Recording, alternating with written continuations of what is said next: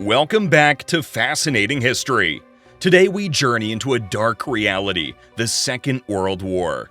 It was an intense time of fear, only made worse by the hundreds of Germany's militarized brothels. Beneath the surface of World War II's battles and politics lay a shocking and largely untold story of forced servitude and exploitation in the brothels of Nazi Germany. Today, we peel back the layers of history to reveal the dark secrets of these brothels, where thousands of women were subjected to unimaginable horrors. We'll explore how these establishments were not just centers of immorality, but also instruments of manipulation and control, integral to the Nazi war machine. Stay with us until the end to uncover how these brothels played a role in the larger narrative of the war, and why their haunting legacy is a crucial, though often overlooked, chapter in our understanding of World War II's brutal history. So, who were the people trapped in this lurid underworld? And how did the existence of these brothels impact both the victims and the perpetrators? Well, let's get started. The establishment and purpose of Nazi brothels during World War II is a disturbing yet significant aspect of the history of this era, revealing the complex interplay of power, control, and exploitation under the Nazi regime. These brothels, far from being mere places of leisure, were strategic tools employed by the Nazis to exert control over both the soldiers in their ranks and the populations they dominated. By 1942, the Nazi regime had established approximately 500 brothels, a staggering number that underscores their widespread use as instruments of war.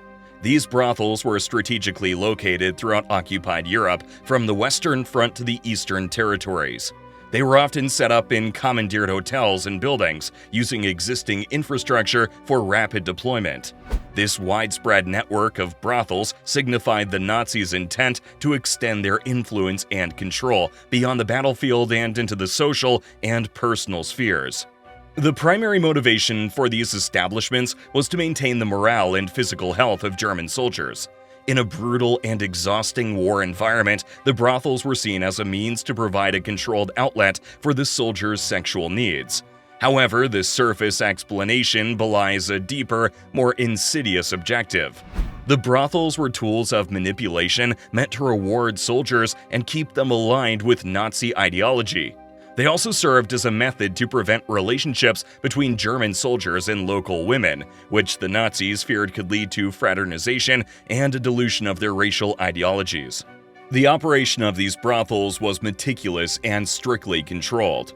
Soldiers were often provided with official visitation cards, and their interactions were regulated to ensure conformity with the regime's expectations. This bureaucratic management of brothels was symbolic of the Nazi regime's broader attempt to handle all aspects of life under its control. The most harrowing aspect of these brothels was the forced conscription of women to work in them. Thousands of women, primarily from occupied territories, were coerced or outright abducted and forced companionship with Nazi soldiers. These women were often subjected to brutal treatment and lived under constant surveillance and control. Their autonomy was utterly stripped away, and they were reduced to mere tools to fulfill the military's needs. The existence of these brothels also played a role in Nazi propaganda. By providing such facilities, the regime projected an image of caring for its soldiers' welfare, thus bolstering its image among the troops. However, for the women forced to work in these brothels and the communities from which they were taken, these establishments represented a profound violation and a constant, grim reminder of their subjugation under Nazi rule.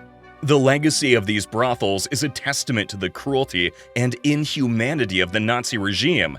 They represent not just a moral abomination, but also a calculated strategy to exert control and manipulate both soldiers and subjugated populations. The history of these establishments provides critical insight into the mechanisms of oppression and control employed by the Nazis. It serves as a stark reminder of the depths of depravity that can be reached in times of war. The aspect of forced servitude and inhumane treatment in Nazi brothels during World War II represents an alarming chapter of history. This facet of the war, often overshadowed by other wartime atrocities, sheds light on the extreme levels of exploitation and dehumanization perpetrated by the Nazi regime. A systemic and brutal process of abduction and coercion underpinned the practice of forced servitude in Nazi brothels. The Nazis employed methods such as the Łapanka roundups, particularly in Eastern European cities like Warsaw and Krakow. During these roundups, German military units would suddenly descend upon public spaces, seizing young women indiscriminately. The randomness and violence of these abductions instilled a perpetual state of fear among the local populations, as any woman could be the next victim of this heinous practice. Once captured, these women faced a grim future, far removed from their familiar lives. The extent of abuse in these brothels was staggering. By 1942, it's estimated that over 34,000 women across Europe were trapped in this system. The women, mainly from Poland, the Soviet Union, and other occupied territories, were forcibly taken to work in over 500 brothels established across Europe. Their lives were reduced to mere tools for the satisfaction and control of German soldiers. This exploitation was not limited to sexual abuse. Many of these women were also subjected to physical and psychological torment, further stripping them of their dignity and humanity. Inside these brothels, conditions were abysmal. The women were often kept in confined and unsanitary conditions, with little regard for their health or well-being. They were forced to service numerous soldiers daily, leading to severe physical and mental exhaustion. The testimonies of survivors and accounts from observers like Swiss Red Cross driver Franz Mawick paint a harrowing picture of the daily horrors these women endured. The impact of this forced servitude extended beyond the immediate physical abuse. The psychological trauma inflicted on these women was profound and long-lasting. Many had severe post-traumatic stress disorder, or PTSD, depression, and other mental health issues long after the war had ended. The social stigma attached to their ordeal compounded their suffering, as many were shunned or ostracized upon their return to their communities, if they managed to return at all. The German military's involvement in this exploitation system was both direct and systematic. The Wehrmacht, German armed forces, oversaw the operation of these brothels, ensuring a steady supply of women and enforcing strict rules within these establishments. This direct involvement of the military highlights the institutional nature of the abuse, making it a state-sanctioned atrocity. Then, there were brothels in Nazi concentration camps. These brothels, known as Lagerbordell, represent a sinister fusion of sexual exploitation and psychological manipulation within the already brutal framework of the Nazi concentration camp system. The establishment of brothels within concentration camps marked a depraved strategy by the Nazi regime to dehumanize further and exploit inmates. The first such brothel opened in 1942 at the Mauthausen/Gusen concentration camp, followed by others in infamous locations like Auschwitz, Buchenwald, Neuengamme, Dachau, Dora-Mittelbau, and Sachsenhausen.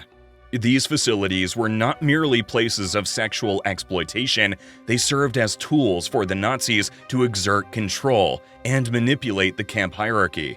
The women forced into these brothels primarily came from other concentration camps, such as Ravensbrück and Auschwitz. They were often non-Jewish prisoners, as Nazi racial policies forbade Jewish women from being used in these brothels. The selection process for these women was brutal and degrading, often based on arbitrary decisions by camp guards and officials. Once selected, these women were isolated from the rest of the camp population and subjected to regular medical examinations, purportedly to prevent the spread of sexually transmitted diseases. This medical veneer, however, did little to mask the brutality of their situation. The conditions within these brothels were appalling.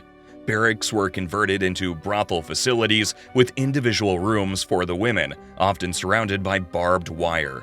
They were overseen by a female overseer who controlled their day-to-day activities and interactions with the camp inmates.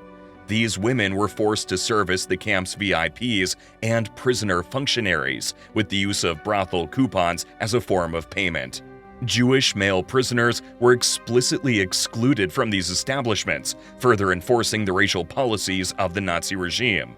The introduction of brothels and concentration camps had a multifaceted impact. On the one hand, it served as a perverse reward system for cooperative prisoners, offering them a reprieve from the relentless brutality of camp life. On the other hand, it created a new dimension of suffering for the women forced to work there.